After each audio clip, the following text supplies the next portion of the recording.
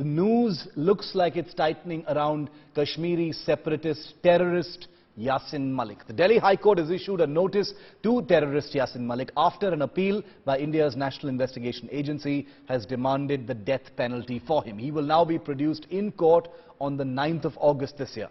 Well, comparing Yasin Malik with Osama bin Laden, the NIA in court termed Yasin as the catalyst of the deadly 26/11 terror attacks and underscored his role behind coordinated stone pelting in Jammu and Kashmir. The NIA in court also listed out Yasin's involvement in Air Force personnel killings during the 1990s in Jammu and Kashmir.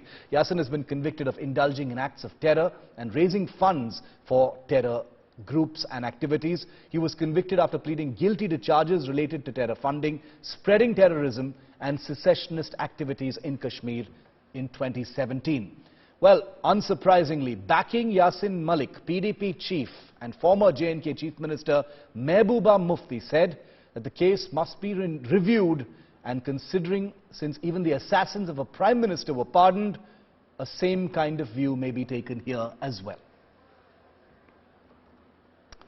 Well, Yasin Malik was convicted, remember, he's a convict. So here's more information about the case in case we need to refresh your memory, viewer. Charge number 1, indulging in acts of terror, he was found guilty. Charge number 2, raising funds for terrorist activities, Yasin Malik was found guilty. Charge number 3, conspiracy to commit acts of terror, found guilty. Charge number 4, links to terror groups, found guilty. Charge number 5, anti-India activities, he was found guilty as well. So all 5 charges, he has been found guilty. Gaurav, the NIA wants the death penalty for Yasin Malik. PDP chief, former Chief Minister Mehbooba Mufti wants a sympathetic view to be taken for Yasin Malik. He's been found guilty on 5 of India's most serious charges of terrorism. Shiv, you're absolutely right. Mehbooba Mufti has been taking a very soft line on separatists in instances, even terrorists. But let's talk about Yasin Malik for the moment. Yasin Malik stands convicted. He's been involved, incidentally, in the killing of 4 Indian Air Force personnel.